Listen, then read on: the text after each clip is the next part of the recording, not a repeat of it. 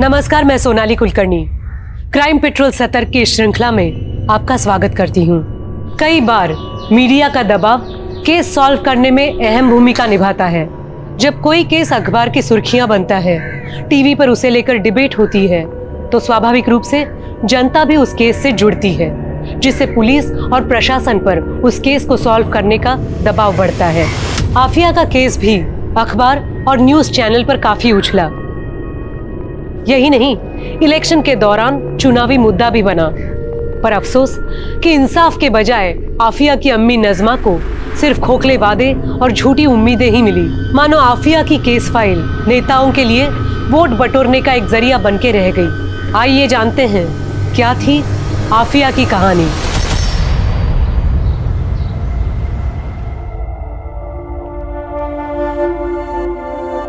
आफिया बेटा, ये ले, चाय पी ले। तू फिर वही कर रही है? मना किया है ना तुझे? अम्मी, आप तो जानती हैं ना, वहां लड़कियों के साथ सही बर्ताव नहीं होता, उनके साथ छेड़छाड़ होती है, बराबरी का हक नहीं मिलता। यहाँ तक कि प्रोफेसर्स भी ऐसे देखते हैं जैसे मानो कह रहे हो कि लड़की है, उतनी काबिल तो नहीं होगी। अरे आफिया, कॉलेज में तो होता ही है ये सब, और सिर्फ कॉलेज ही नहीं, हर जगह होता है। औरत और मर्द का ये फर्क खुदा ने बनाया है। नहीं अम्मी, खुदा ने मर्द और औरत बनाए, फर्क हमारी सोसाइटी ने बनाया। नज़मा, नज़मा, नज़मा, दरवाजा खोल।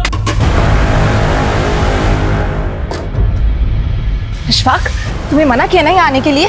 शौहर हूँ तेरा, और ये घर मेरा भी है। आपका नहीं, मेरे अब्बू का। देख, तू तो मेरे मुंह लग मत। क्या चाहिए तुम्हें अशफाक? अरे अपनी बीवी चाहिए। चलो तुम दोनों मेरे साथ। मैंने रजिया को मना लिया है, तुम दोनों अब मेरे साथ मेरे घर पे ही रहोगी। चलो। तुम्हारी दूसरी बीवी और बच्चों के साथ? क्यों? ताकि मेरे पीछे से तुम मेरे इस घर को बेच सको? देखो अशफाक, मैंने कभी तुम्हें अपना शौहर माना ही नहीं है। अरे तेरे मानने से क्या होता है? निकाह हुआ है हमारा। मैं इस निकाह को भी नहीं मानती। चलना पड़ेगा तेरे को मेरे साथ। चल चल चल। छोड़ो मुझे। हाथ छोड़िए मेरी अम्मी का, वरना मैं पुलिस कंप्लेन कर दूंगी। तो तू अब मुझे पुलिस की धमकी देगी? अगर तू मेरे सगी भाई की बेटी ना होती ना, तो कब का काट के दबना चुका होता तुझे। तुम लोग चाहे मानो या ना मानो, लेकिन दुनिया मानती है कि मैं तेरा शौहर हूं और इस आफिया का सौतेला बाप। और 3 बेटियां हैं मेरी, और मैं नहीं चाहता हूं इस आफिया के चाल चलन की वजह से उनके निकाह में दिक्कत आए। संभाल के रख अपनी बेटी को, और इसको कोई हॉस्टल भेजने की जरूरत नहीं है।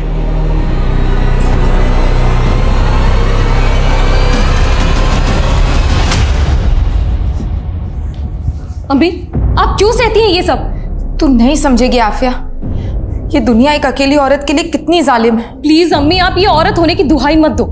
ये बोलो कि आप कमजोर हो। किस बात का डर है आपको? हाँ, आखिर आप पुलिस कंप्लेन क्यों नहीं करती? शरीफ घर की औरतें पुलिस कोर्ट कचहरी के चक्कर में नहीं पड़ती बेटा। अरे अम्मी, आप समझते क्यों नहीं हो? मुझे वहां हॉस्टल में आपकी फिक्र लगी रहती है। अरे मुझे कुछ नहीं होगा, तू बस अपना ख्याल रख और थोड़ा हंस दे। अब चल, पैकिंग करनी है ना, चल जल्दी।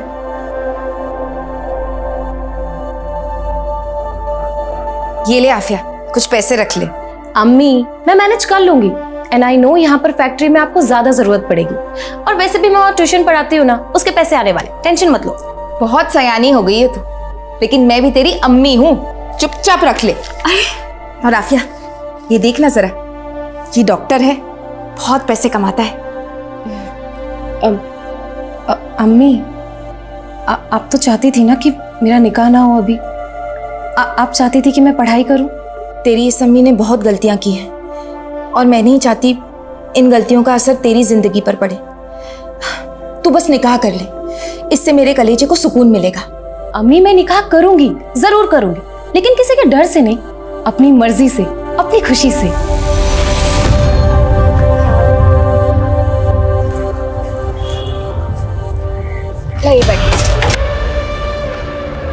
अच्छा अम्मी, आप जाइए।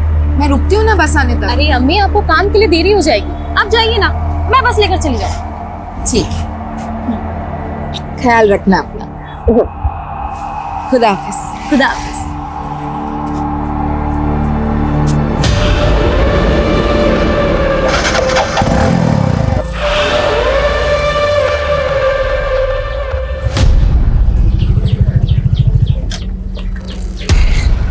आफिया, क्या बिना मिलाई जा रही हो? नहीं, ऐसी कोई बात नहीं है। जा रही है वो आफिया अपने हॉस्टल। पता है ना क्या करना है।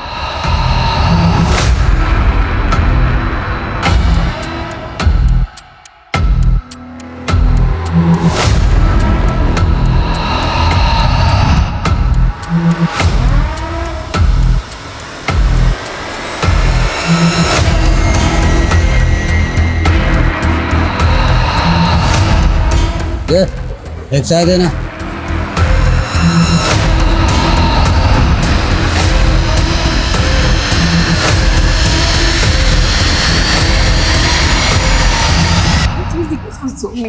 हे गाइस, हाय, हमारी झांसी की रानी आ गई।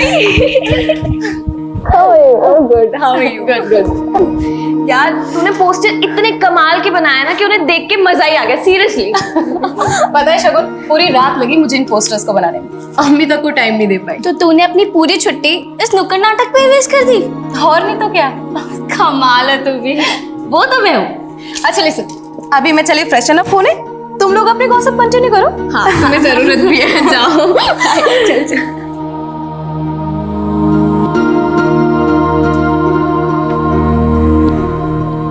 भैया, आज आप सभी की चाय मेरी तरफ से, लेकिन आप लोगों को भी प्रॉमिस करना होगा कि आप लोग हमारा नुक्कड़ नाटक वहां पर देखेंगे। ओके, लीजिए भैया, पैसे काटिए। हमें चाहिए आजादी, बुरी नजर से आजादी, गंदी सोच से आजादी, रोड रोमियो से आजादी, से आजादी, बुरी नजर से आजादी। बंद करो ये सब। क्या चल रहा है? तो गर्ल्स हॉस्टल ने ऐसे ही मोहल्ले का माहौल खराब कर रखा है, और तुम लोग सड़क पर उतर के प्रदर्शन नहीं कर रही हो।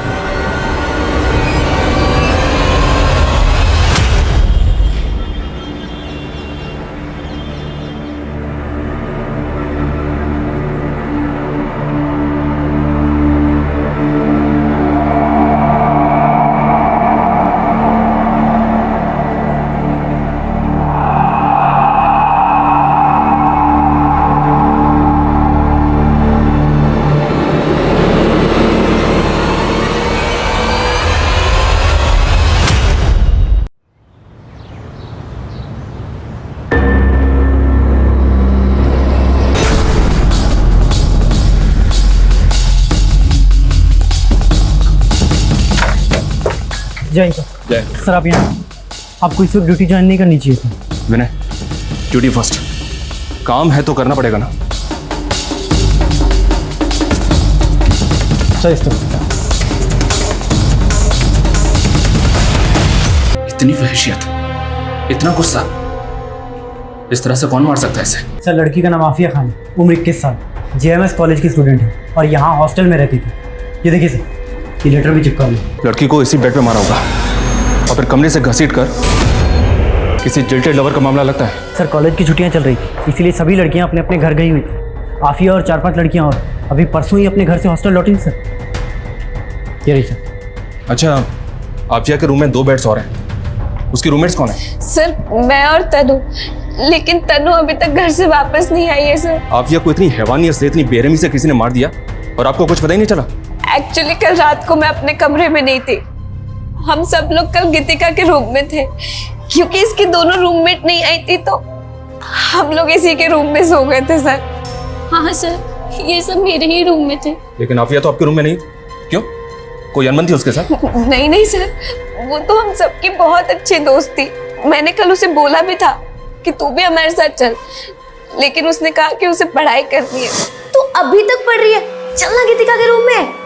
अरे मोहतरमा जी, ऑलरेडी घर पे कितना टाइम वेस्ट हो गया। अगर अभी पढ़ाई नहीं की ना तो मैं पक्का फेल हो जाऊंगी। तू जा, चलना प्लीज। जा मेरी माँ। अच्छा ठीक है, बाय। आफिया की लाश को सबसे पहले किसने देखा था? सर, मैंने ही देखा था। सुबह मैं अपने कमरे में आ रही थी तो मैंने आफिया का किसी के साथ कोई अफेयर था? कोई ब्रेकअप हुआ था उसका? नहीं नहीं सर, जहाँ तक मैं आफिया को जानती हूँ ऐसा कोई भी नहीं था। हो सकता है कोई ऐसा हो जो उसे पसंद करता हो, कोई जिल्टेड लवर टाइप। नहीं सर, ऐसा कोई भी नहीं था। लेकिन सर, इस हॉस्टल के बाहर के लड़कों से आफिया की कुछ प्रॉब्लम चल रही थी और कल भी कुछ हुआ था। हाँ सर, कल दोपहर को हम सब बाहर नुक्कड़ नाटक कर रहे थे, तभी आफिया की वहाँ कुछ लड़कों से लड़ाई हो गई थी। और ये क्या आजादी आजादी का नारा लगा रखा है? और कितनी आजादी चाहिए तुम्हें? आजाद तो मैं हूँ, लेकिन अब मुझे पूरी औरत जाति की आज़ादी चाहिए। हमें इज्जत चाहिए, बराबरी का हक चाहिए और हमें हमारे तरीके से जीने का अधिकार चाहिए। लेकिन ये बहुत बड़ी बात है, तुम जैसे लोगों को समझ में नहीं आई। चलो गर्ल्स। सुना, कहाँ जा गई? अभी मेरी बात खत्म नहीं हुई है। आइंदा किसी भी लड़की को उसकी मर्जी के बगैर हाथ मत लगाना। मुझे थप्पड़ मारा तूने, तेरी तो भाई, छोड़ मुझे। लोग छोड़ूंगा नहीं तुझे, सबके सामने नंगा करके रखूंगा। छोड़ूंगा नहीं तुझे मैं। गलती मेरी ही है सर। इन लोगों ने तो कहा था कि पुलिस में कंप्लेंट करते हैं, लेकिन मुझे लगा बाहर के लड़कों से कोई सीरियस प्रॉब्लम हो गई और पुलिस इन्वॉल्व हुई तो लड़कियों पर खतरा बढ़ जाएगा सर। लेकिन सर मैंने ये नहीं सोचा था कि मेरे चुप रहने से ये सब हो जाएगा। आपके हॉस्टल में और कौन कौन मेल है? बस एक गार्ड मेल है और यहाँ तो कुक भी फीमेल है। आफिया का रूम यहाँ 3rd फ्लोर पे है और इस 3rd फ्लोर पे आने के लिए सिर्फ एक ही रास्ता है, ये सीढ़ियों से। एक काम करो, उस सिक्योरिटी गार्ड को भी अपनी कस्टडी में लो और वो लड़के जिनके साथ आफिया का झगड़ा हुआ था। Okay sir.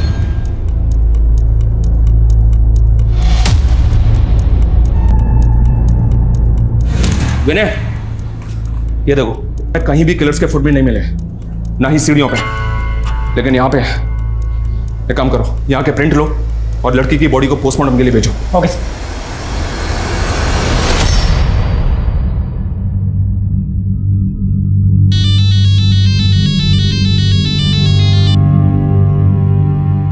मना किया था ना मैंने कि आफिया को हॉस्टल मत भेजना, तूने उसे फिर से हॉस्टल भेज दिया। मर गई वो, अब चैन मिल गया तुझको।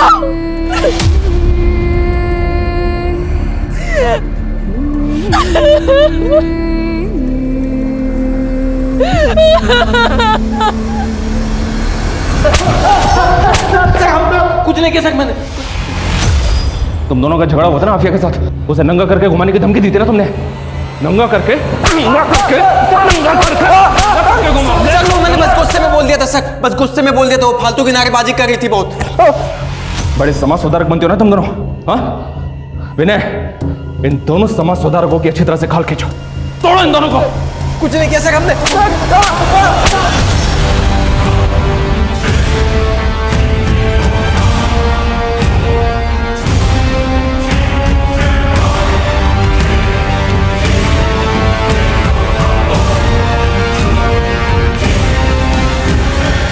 सर हमने गार्ड और उन लड़कों की हैंडराइटिंग को नोट पर लिखी हैंडराइटिंग से मैच किया है। सर मैच नहीं हो रही है और आफिया की पोस्टमार्टम रिपोर्ट भी आ गई है सर।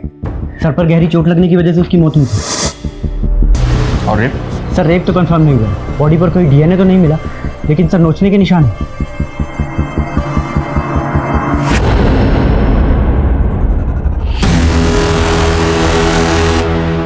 आफिया की मौत का सच उजागर करो, उजागर करो, उजागर करो। आफिया के कातिलों को सजा दिलाओ, सजा दिलाओ, सजा दिलाओ। पुलिस प्रशासन की मर्जी नहीं चलेगी, नहीं चलेगी, नहीं चलेगी। पुलिस प्रशासन, हाय हाय। पुलिस प्रशासन, हाय हाय। आफिया का केस वक्त वक्त पर चर्चा में आता रहा, लेकिन सिर्फ अल्पसंख्यक को लुभाने के लिए एक चुनावी मुद्दा बनकर। सही मायनों में केस में कोई खास प्रोग्रेस हुआ ही नहीं। नेता आफिया को न्याय दिलाने के बड़े बड़े दावे करते, आश्वासन देते, अफसोस जताते, लेकिन जमीनी स्तर पर हकीकत यही रही कि आफिया का केस कोर्ट केसेस की ढेर में पड़ा धूल खा रहा था। पर ढेरों नाकामियों के बाद भी आफिया की मां मायूस नहीं हुई, डटी रही और आखिरकार उसका सब्र रंग लाया। हमारी पार्टी माइनॉरिटीज के वेलफेयर के लिए काम करती है, यही एजेंडा है हमारा, इसलिए हमारी इस बच्ची को न्याय मिलना ही चाहिए। सर आफिया के केस की चार्जशीट दायर हो चुकी है। वो सब मुझे कुछ नहीं मालूम, कैसे भी हो इस केस को रीओपन करवाइए। मैं तो कहता हूं कि इस केस को आप क्राइम ब्रांच को सौंप दीजिए।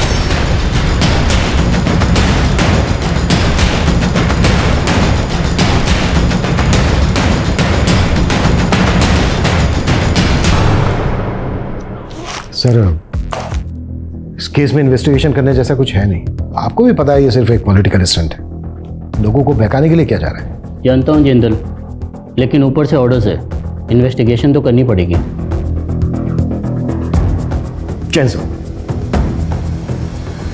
सर ये केस ऑलमोस्ट सॉल्व हो गया है, चार्जशीट भी दायर हो चुकी है और आप कह रहे हैं कि इन्वेस्टिगेशन फिर से क्राइम ब्रांच करेगा। एनीवेज हमने इस केस में संतोष को अरेस्ट किया, ये बात तो आपको पता ही हो। लेकिन किस बिना पे अरेस्ट किया था? ना तो संतोष की मां मानने को तैयार है, नहीं आफिया की मां मानने को तैयार है। मीडिया 50 सवाल ऊपर से खड़े कर रहा है कि जो आदमी ठीक से चल फिर नहीं सकता वो गर्ल्स हॉस्टल के 3rd फ्लोर पर बालकनी से कैसे जा सकता है। आशुतोष, कहीं ऐसा तो नहीं है कि तुमसे तुम्हारी टीम से कहीं कोई गलती हुई है? मैंने सुना है कि उस दरमियान तुम किसी ट्रेजेडी से भी गुजर रहे थे। जी हाँ सर, लेकिन मेरी पर्सनल ट्रेजेडी का मेरी इन्वेस्टिगेशन के साथ क्या लेना देना है? For me duty is first. I have tried my level best. मैंने ना तो इस केस में कोई कोताही बरती है और ना ही इस केस को रफा दफा करने की कोशिश की है। मेरे खबरों ने मुझे इन्फॉर्मेशन दी थी संतोष के बारे में कि वो एक हिस्ट्री शीटर भी है, और सर आफिया की मौत के बाद भी ये संतोष हॉस्टल के बाहर एक चाय की दुकान पर बैठकर चाय पी रहा था, उसकी मौत की न्यूज़ देख रहा था, और जब पुलिस वहाँ से चली गई तो ये भी वहाँ से चला गया। आफिया को इतनी बुरी तरह से मारा पीटा गया। आफिया की माँ मीडिया में बार बार कह रही है कि उसके साथ रेप हुआ, लेकिन आपकी रिपोर्ट में रेप का कोई जिक्र ही नहीं है। आपकी रिपोर्ट कहती है कि आफिया के साथ रेप हुआ ही नहीं है। सर आफिया की माँ लोगों की कही सुनी बातों में आ रही है। आफिया की बॉडी पर कपड़े नहीं थे, किसी को भी ऐसा लगेगा, लेकिन पोस्टमार्टम रिपोर्ट में रेप नहीं आया था। किलर ने आफिया को प्रेशर से मारा था सर। आई एम श्योर वो चोरी के लिए वहाँ आया होगा, आफिया के साथ झड़प हुई और उसने आफिया की जान ले ली। अगर हम तुम्हारी थ्योरी माने तो फिर वो आफिया को अगर कोई सिर्फ चोरी के मकसद से वहाँ गया था तो उसने इतनी हैवानियत क्यों दिखाई? Please explain me. संतोष ने खुद कबूल किया कि मर्डर उसी ने किया। ये देखिए, ये उसकी स्टेटमेंट है। आशुतोष, सस्पेक्ट से स्टेटमेंट कैसे ली जाती है कि मैं भी अच्छी तरह से जानता हूं। किसी को इतना मारोगे, कुटोगे तो हाँ बोलेगा ही ना। सर आपको जैसा लग रहा है वैसा बिल्कुल भी नहीं है। आफिया को चोरी के सिलबट्टे से मारा गया था। एक औरत ने संतोष को वो सिलबट्टा चोरी करते हुए देखा भी था। सारे सर्कमस्टेंशियल एविडेंस संतोष की तरफ ही इशारा कर रहे थे सर, बिलीव मी। लेकिन आफिया की बॉडी के पास एक नोट मिला है, उसकी बॉडी पे लिखा तो किसी जिल्टेड लवर की ओर इशारा कर रहा है। जी हाँ सर, हमको भी ऐसे ही लग रहा था। हालांकि संतोष का कोई पास नहीं मिला हमें, लेकिन सर हो सकता है एक तरफा प्यार हो। Anyway, thank you so much. Jain sir. जय हिंद। अभिषेक, संतोष को गर्ल्स हॉस्टल लेकर आओ। सर। सर उस घटना के बाद तो पुरानी वार्डन को अपना इस्तीफा देना पड़ा था, और पिछले 2 सालों से मैं ही यही की वार्डन हूँ सर। अच्छा ये बात बताइए।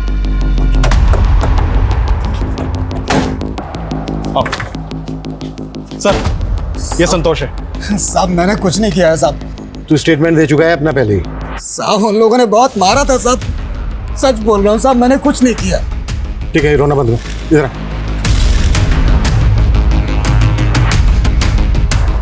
आजा आजा। चल दीवार पे चढ़ जा। चल चल।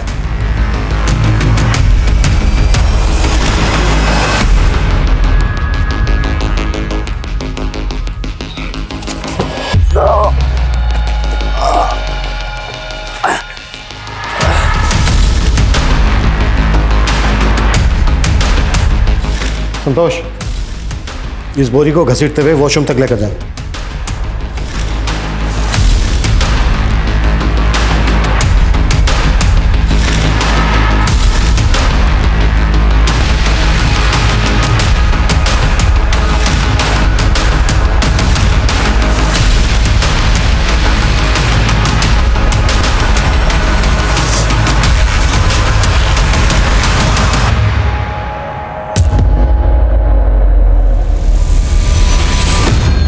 सर आपने जो पता करने के लिए बोला था, जो आफिया की बॉडी के ऊपर दिलकश, वो एक सॉफ्ट पोर्न वेब सीरीज है। और सर ये संतोष को लेके आपको क्या लगता है? देखते हैं। अच्छा, संतोष के अलावा इस केस में और किस किस पे शक था? सर एक कार्तिक और सुनील। सर ये दोनों अक्सर हॉस्टल के बाहर नेतागिरी झाड़ा करते थे, और आफिया के साथ इनका झगड़ा भी हुआ था, और ये हॉस्टल का सिक्योरिटी गार्ड। इन सबको बुलाओ। ये कोई रैंडम क्राइम नहीं हो सकता। जिस किसी ने भी ये किया है वो आफिया पे नजर रखता होगा, उसको फॉलो करता होगा, उसने पूरी रेकी की होगी, तभी उसको पता चला होगा कि सारी लड़कियां एक ही कमरे में। इस केस से जितने लोग भी जुड़े सबको बुलाओ। सर 2 साल पुरानी बात के लिए आपने मुझे यहाँ क्यों बुलाया?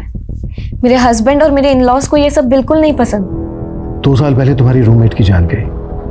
हमें पता चला है कि वो तुम्हारी बहुत अच्छी दोस्त भी थी। आई एम श्योर तुम भी यही चाहती होगी कि तुम्हारी दोस्त को इंसाफ मिले। हम बस तुमसे ये जानना चाहते हैं कि उस दिन किस किस वक्त पर क्या क्या हुआ था। मैं आपको एग्जैक्ट टाइम तो नहीं बता सकती, लेकिन उस दिन क्या क्या हुआ मैं वो बता सकती हूँ। एक दिन पहले ही आफिया नागपुर से पुणे आई थी। सर हम लोग अगले दिन कॉलेज गए। हॉस्टल के बाहर हम लोगों ने नुक्कड़ नाटक किया। वहाँ हमारा 2 लड़कों से झगड़ा हो गया था।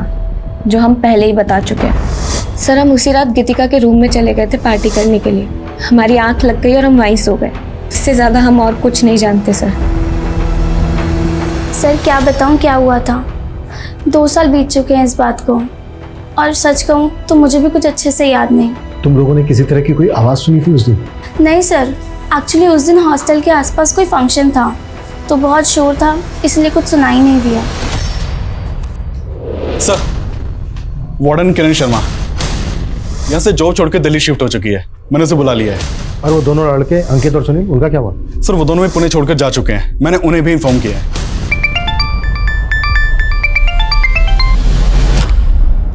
तुम्हारी वजह से मैं पंगे में फंसी हूँ। अब क्या चाहिए? क्यों फोन किया है?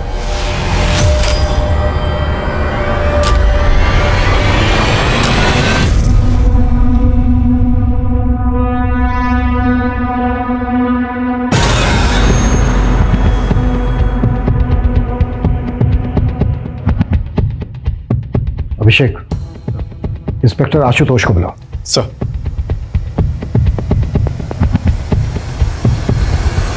क्राइम स्पॉट या हॉस्टल के कॉरिडोर में कहीं पर भी फुटप्रिंट नहीं मिले। Right sir. लेकिन स्टेयर्स के पास मिले। इतना तो साफ है कि किलर के जूतों पर आफिया का खून लगा हुआ था। उस हिसाब से तो कॉरिडोर में भी मिलने चाहिए थे। जी हाँ सर, हमको भी ऐसे लगा था। फिर हमने सोचा कि शायद किलर ने वहां से निकलने से पहले पहुंचते होंगे। अपने शूज पर ये ब्लड लगाओ।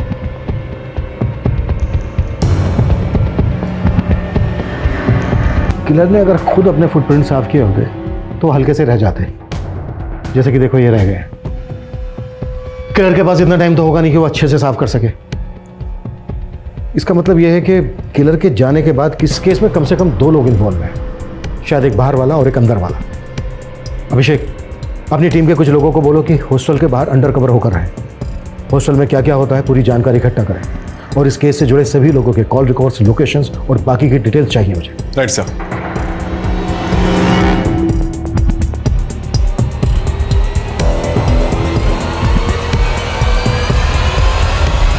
सर लोगों की बातों से मैं इतना परेशान हो गई थी कि मुझे पुणे छोड़कर दिल्ली शिफ्ट होना पड़ा।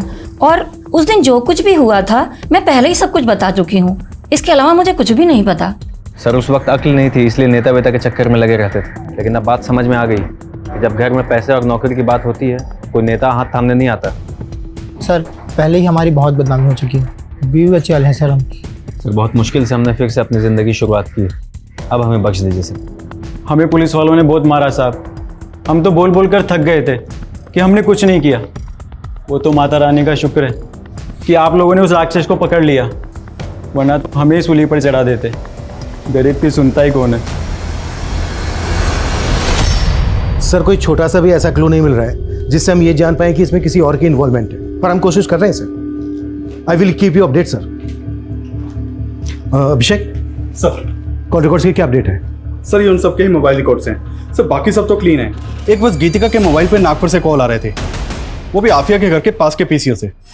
इससे क्या साबित होता है? हो सकता है उसकी कोई जान पहचान वाला हो सकता है सर, लेकिन गौर करने वाली बात यह है कि गीतिका को 2 साल पहले तक ये कॉल्स आ रहे थे, और आफिया के मर्डर के बाद से गीतिका को ये फ़ोन कॉल आना बंद हो गए। और अब जब ये केस दोबारा से रीओपन हुआ है तो गीतिका को उसी पीसीओ से दोबारा फ़ोन आ रहे हैं। बुलाओ गीतिका को। सर।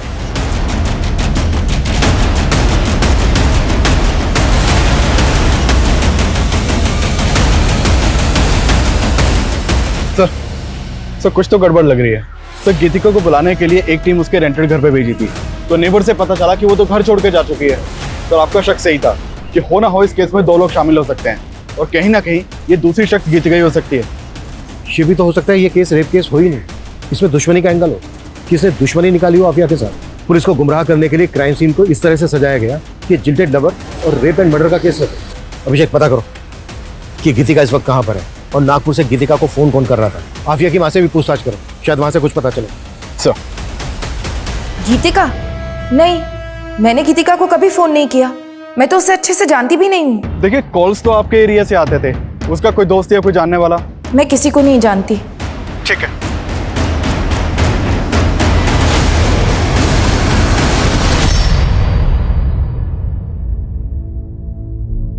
जी भाईजान, सबसे ज्यादा नंबर लाई है आपकी आफिया।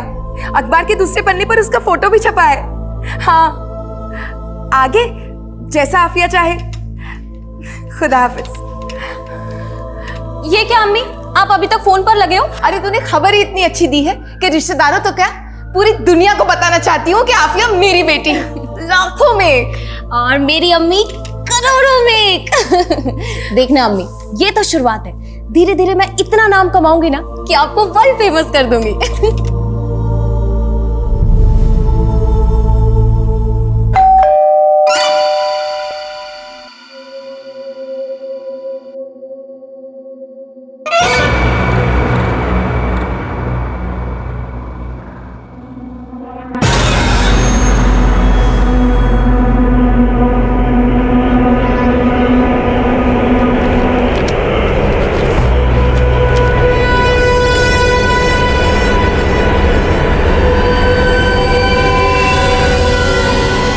लेटर में लिखा है कि बेटे सिद्धार्थ ने मेरी बच्ची को मारा है।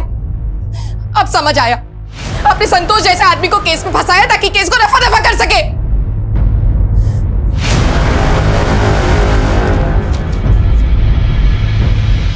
सर मैंने कहा ना आपसे, मैं किसी आफिया को नहीं जानता, बस न्यूज में देखा था एक दो बार। हमने तुम्हारी 2 साल पहले की मोबाइल डिटेल्स निकलवाई थी। आफिया की फ्रेंड शगुन, जानते हो ना, बहुत बातचीत होती थी, दोनों में टच में थे, मिलना जुलना भी था। हाँ सर, मेरा सिद्धार्थ के साथ अफेयर चल रहा था। सर मैंने आपसे एक बात छुपाई थी। असल में उस रात हम सारी लड़कियां गीतिका के रूम में छुपके से पार्टी कर रहे थे, जिसमें मैंने सिद्धार्थ को भी बुलाया था।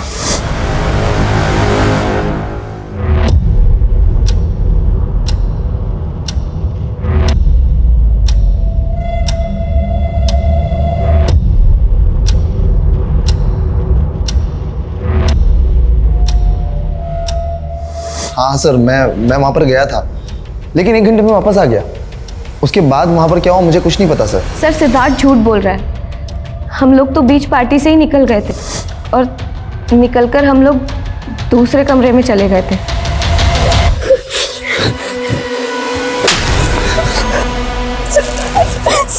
बस सिद्धार्थ, अब मुझसे ये दर्द बर्दाश्त नहीं होता। मुझसे तंग आ गई तू, हाँ? मर जाके तू। सर जानवर था वो, जानवर। उसे तो प्यार का मतलब ही नहीं पता था, इसीलिए मैंने उससे ब्रेकअप कर लिया। सर सिद्धार्थ वहां से गुस्से में निकला था और मैं रोते रोते उसी कमरे में सो गई। सर मैंने अगले दिन देखा तो आफिया की मौत हो चुकी थी। सर मैं दावे से कह रही हूँ, आफिया को सिद्धार्थ नहीं मारा है। वजह? सिद्धार्थ आफिया को क्यों मारेगा? लड़कियों के शरीर के साथ खिलवाड़ करना शौक है उसका। हाँ, लेकिन आफिया के साथ तो रेप हुआ ही नहीं। सर आफिया के साथ रेप हुआ था, उसे देख के साफ साफ पता चल रहा था कि उसका रेप हुआ था। लेकिन सर पुलिस वालों ने ये बात दबा दी थी। उस वक्त सब लोग यही बात कर रहे थे। बहुत प्रेशर बढ़ रहा है जिंदल, जो करना है जल्दी करो। अपने खबरियों को बोलो कि वो सिद्धार्थ पे नजर रखें और साथ ही शगुन पे भी।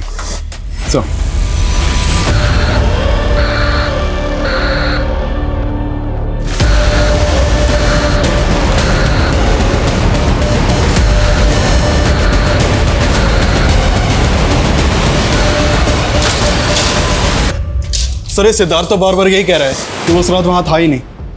नेता का बेटा है, इतनी आसानी से थोड़ी ना टूटेगा। नजर रखो इस पर। इस केस में बार बार यही बात उठ रही है कि रेप हुआ था, रेप नहीं हुआ था, रेप हुआ था, रेप नहीं हुआ था। एक काम करो, जिस डॉक्टर ने पोस्टमार्टम किया था उससे मिलो।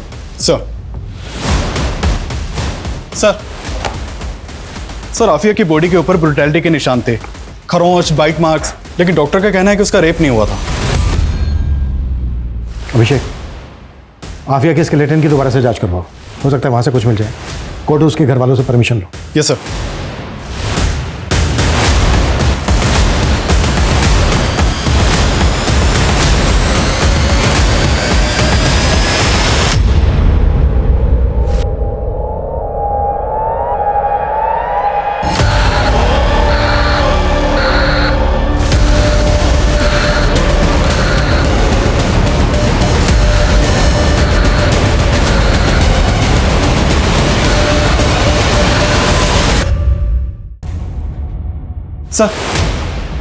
सर आफिया के स्केलेटन की फोरेंसिक रिपोर्ट आ गई है और उसके सर पर बार बार मार कर उसकी जान ले ली गई थी।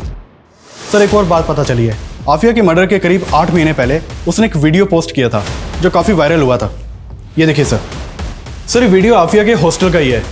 इसमें वॉशरूम में एक आदमी एक लड़की का वीडियो बना रहा है। सर एक और बात, हॉस्टल का सिक्योरिटी गार्ड जिसने हमसे ये बताया था कि इस कांड के 6 महीने के बाद उसने नौकरी छोड़ दी थी और वो अपने गांव चला गया था। सर पता चला है कि वो पुणे में ही और बिजनेस कर रहा है। खबरियों ने बताया कि आफिया के मर्डर के बाद उसके पास काफ़ी पैसे आना लगा था। बुलाओ। सर बताते हैं साहब, हमें ये पैसे उस हॉस्टल की वार्डन किरण मैडम ने दिए थे। किरण मैडम शादीशुदा थी लेकिन यहाँ अपने पति से अलग रहती थी और उनका अफेयर भी चल रहा था अनिल राठी के साथ में। वो हमेशा यहाँ आया जाया करता था और उसका आफिया के साथ में पंगा भी हुआ था। उसकी इतनी हिम्मत हुई कैसे? हर जगह मेरी बेइज्जती हो रही है। अरे तुम्हें ताका-झाकी करने की जरूरत क्या थी? और वीडियो बनाया क्यों? तुम्हारे चक्कर में मेरी भी जॉब जाएगी। आफिया प्लीज, अनिल से गलती हो गई और वो वीडियो सोशल मीडिया से हटा दो। और अगर कॉलेज कमेटी पूछे तो बोलना कि वीडियो बिल्कुल नकली था। सॉरी मैम, लेकिन मैं ऐसा बिल्कुल नहीं करूँगी। आफिया, बहुत तमाशा हुआ था साहब हॉस्टल कमेटी में। अनिल का आना जाना भी बंद करवा दिया था। कमेटी ने वार्डन मैडम को एक मौका दिया था लेकिन उसके बाद भी अनिल अक्सर छुप छुप कर वहाँ आया करता था। उस रात भी आया था? पता नहीं साहब, हम सो गए थे। जब सुबह उठे तो देखा कि कुत्ते के निशान साफ कर रही थी। और अब तो वार्डन मैडम ने अपने पति को छोड़कर अनिल से शादी भी कर ली है। हाँ, मैं किरण से मिलने जाता था लेकिन उस रात नहीं गया था। तो फिर गार्ड को इतने पैसे क्यों दिए थे? सर गार्ड ने मुझे फुटप्रिंट साफ करते हुए देख लिया था। वो मुझे ब्लैकमेल कर रहा था और मुझे लगा कि रात में अनिल आया हो। आफिया को बहुत बेरहमी से मारा गया था और आपके और अनिल के पास तो मोटिव भी था आफिया को तड़पा तड़पा के मारने का। सर सच में मैंने कुछ नहीं किया। लेकिन किरण का तो कहना है कि ये सारा किया द्वारा तेरा ही है। नहीं, उसे कुछ गलतफहमी हुई थी। मैंने ऐसा कुछ नहीं किया सर। अनिल ने तो एक्सेप्ट कर लिया है कि उसने आफिया को मारा था। क्या? सर मुझे उस समय लगा भी था लेकिन अनिल ने मुझे यकीन दिला दिया कि आफिया के खून से उसका कोई लेना देना नहीं है। या तो इस अनिल ने वाकई में कुछ नहीं किया है या फिर ये दोनों बहुत अच्छी एक्टिंग कर रहे हैं। सर नागपुर से शकील का फोन है। हेलो, ठीक है मैं चेक करता हूँ। सर शकील बता रहा है कि जिस पीसीओ से गीतिका को फ़ोन किया जाता था उसके पास एक सीसीटीवी मिला है। उसने उन कॉल के टाइमिंग को सीसीटीवी की फुटेज के टाइमिंग से मैच किया तो उसमें एक औरत दिखाई दी है। सर शकील ने उसका वीडियो भेजा है, ये देखिए फुटेज। तुरंत नागपुर के लिए निकलो, पता करो ये औरत कौन है और इस औरत की फोटो आफिया की मां नज़मा को भी दिखाओ। सर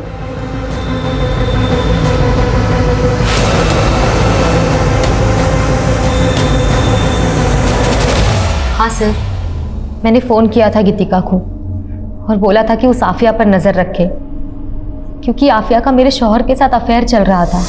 क्या है ये? हाँ, क्यों उसकी फोटो अपने वॉलेट में लिए घूमते फिरते हो? हाँ मैं प्यार करता हूँ आफिया से और निकाह भी करके रहूंगा। मैं आफिया का पीछा किया करती थी ये जानने के लिए कि वो मेरे शौहर से मिल रही है या नहीं, लेकिन मैं पुणे में उसका पीछा नहीं कर सकती थी। इसलिए मैं उसके हॉस्टल की एक लड़की गीतिका से मिली। मैंने उसको पैसे का लालच दिया तो वो तैयार हो गई।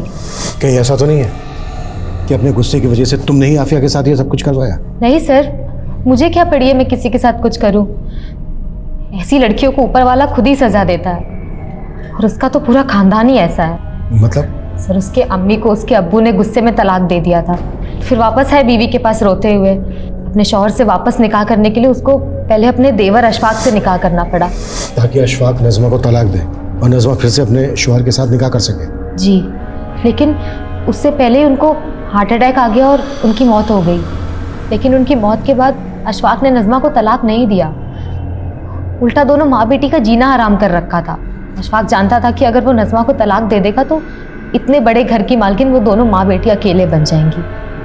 उन दोनों माँ बेटी की ज़िंदगी खुद तो बर्बाद थी और बेटी मेरे शौहर के साथ चक्कर चला के मेरी ज़िंदगी बर्बाद कर रही थी। तबस्सुम झूठ बोल रही है सर, ये सब बेकार की बातें। मेरी बेटी इकबाल से प्यार करती ही नहीं थी।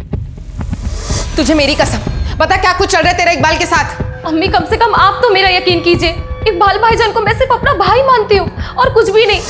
लेकिन ये बात आपने हमसे पहले क्यों नहीं बताई? मैं आपको क्या क्या बताऊं और किस किस के बारे में बताऊं सर? अकेली औरत की तो पूरी दुनिया ही दुश्मन होती है। सर मैं आफिया से बहुत प्यार करता था और वो भी मुझसे प्यार करती थी। आफिया प्यार नहीं करती थी तेरे से। आफिया की मौत में ऐसे ही किसी इंसान का हाथ है। जो एक तरफा प्यार करता था उससे। नहीं सर, ये आप क्या कह रहे हैं? मैंने आफिया के साथ ऐसा कुछ भी नहीं किया है। साहब मैं मानता हूँ कि साहब मैं आफिया को पसंद नहीं करता था साहब, लेकिन साहब मैं इतना बड़ा भी जानवर नहीं हूँ कि अपनी सगे भाई की बेटी के साथ ऐसी घिनौनी हरकत करूँ साहब। हेलो मैम, ये आपका ऑर्डर। Thank you. मैम आपके लिए कुछ और भी है। जी।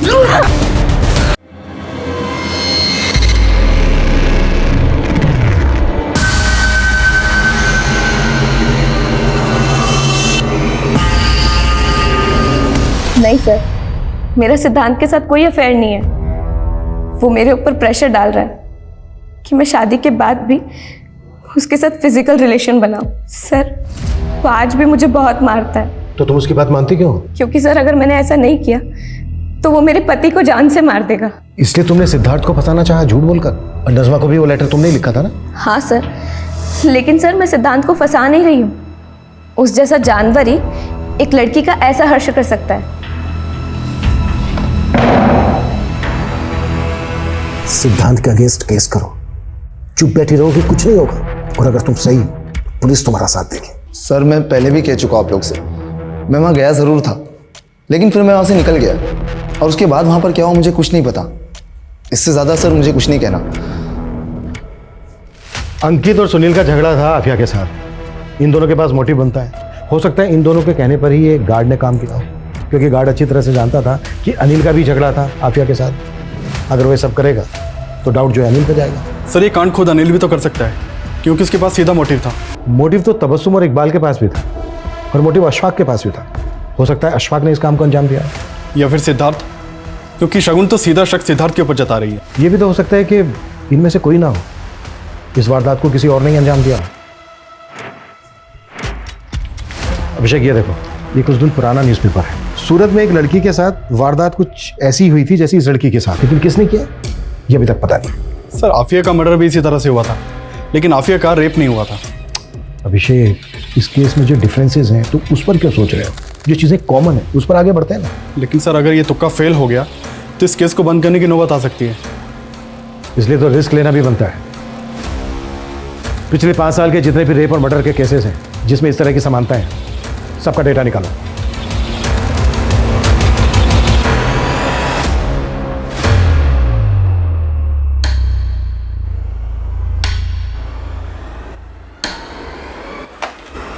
सर हमारे केस से सिमिलर 5 केसेस मिले हैं, भोपाल, गया, सूरत, धर्मशाला और औरंगाबाद में। सर सारे विक्टिम्स को तड़पा कर मारा गया था। इन 5 केसेस में सर 3 विक्टिम्स को मारने के बाद उनके साथ रेप किया गया था। डीएनए के ट्रेसेस तो मिले, लेकिन पुलिस किलर को नहीं पकड़ पाई। इन विक्टिम्स की बॉडी पे जो डीएनए मिला है मैच करो, देखो किलर सेम है क्या। सर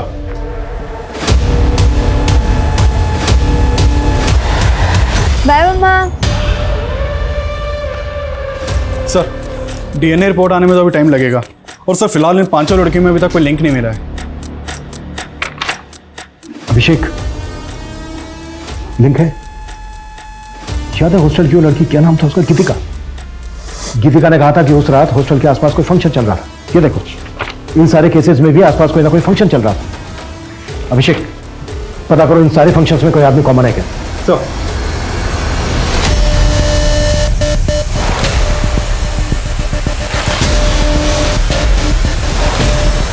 जो डिटेल्स निकालने के लिए बोली थी अब तक मिली क्यों नहीं है मुझे? सर आपका शक सही निकला। एक आदमी का पता चला है जो हर लोकेशन पे मौजूद था। ये सर ये अलग अलग शहरों में अलग अलग कैटरिंग के लिए काम करता है। मैंने मोबाइल ऑपरेटर से इसकी डिटेल निकलवाई तो पता चला कि ये मुंबई में है अभी। तुरंत मुंबई पुलिस से कांटेक्ट करो, इस आदमी को ट्रेस करो। इससे पहले कि किसी और लड़की को अपना शिकार बनाए, हमें इसे रोकना होगा। Quick, fast. सर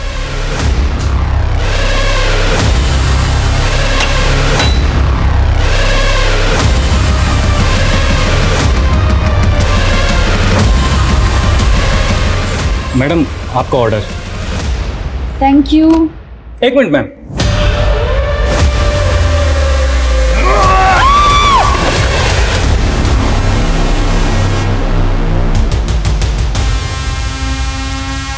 रघु चल। देख, शुरू से अब सच बताना शुरू कर। हमें दूसरे केसेस में भी डीएनए सैंपल मिले, इसलिए छुपाने से कोई फायदा नहीं है। छुपाना? छुपाना कौन चाहता है सर? पहले पकड़ लेते, पहले बता देता। हाँ मैंने उन सारी लड़कियों का खून करके उनके साथ बलात्कार किया। हेलो मैम, आपके लिए ऑर्डर। Thank you. खून देखकर मुझे बड़ा मजा आता है। उसी से मैं वो क्या कहते हैं, एक्साइटेड होता हूं। आफिया को क्यों मारा? उसके ऊपर तो मेरी बहुत पहले से नजर थी, पसंद आ गई थी वो मुझे, तो सोचा मिल के आता हूं।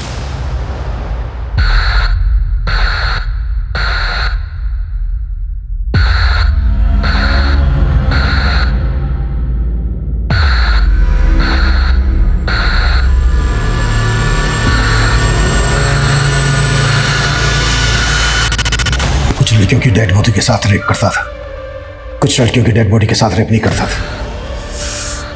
वो एक मेरी कमजोरी है।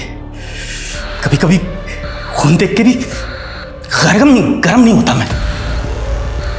लेकिन वो लड़की मुझे चाहिए थी, इसलिए उससे वादा करके आया, फिर मिलेंगे अगले जन्म। अब अगले जन्म में मैं फिर उससे मिलूंगा सर।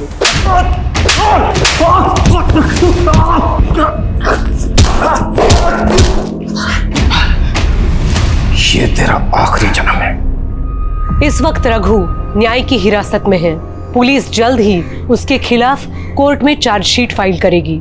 रघु ने अपने स्टेटमेंट में यह कबूल किया कि पिछले 3 सालों में उसने कई लड़कियों को मॉलेस्ट किया था, उनके साथ जबरदस्ती की थी, लेकिन कभी किसी लड़की ने रघु के खिलाफ शिकायत दर्ज कराने की हिम्मत नहीं की और शायद इसी वजह से रघु की हिम्मत और बढ़ी। रघु का कोई क्रिमिनल रिकॉर्ड ना होना भी एक अहम वजह था कि इतने सालों में रघु कभी पुलिस की रडार में नहीं आया। हमारा डर ही रघु जैसे विकृत लोगों का हथियार होता है। आफिया एक निडर लड़की थी। वो इस बात को अच्छी तरह से समझती थी कि लड़कियों की खामोशी ऐसे मनचलों का हौसला बढ़ाती है। आफिया अब वापस लौटकर नहीं आएगी, लेकिन आफिया के भीतर अपने स्वाभिमान के लिए लड़ने का जो जज्बा था, उससे हम सबको सीख लेनी चाहिए। औरतों के लिए सुरक्षित समाज बनाने के लिए जरूरत है इस सितम के खिलाफ आवाज उठाने की। जब तक हम चुप रहेंगे, सितम का ये सिलसिला यूं ही चलता रहेगा। ये चीखें खामोश नहीं होंगी। अब मैं सोनाली कुलकर्णी आपसे विदा लेती हूँ। फिर मिलेंगे क्राइम पेट्रोल सतर्क जस्टिस रीलोडेड के एक नए केस के साथ। तब तक अपना और अपने परिवार का ख्याल रखें। देखते रहिए क्राइम पेट्रोल सतर्क जस्टिस रीलोडेड। जय हिंद।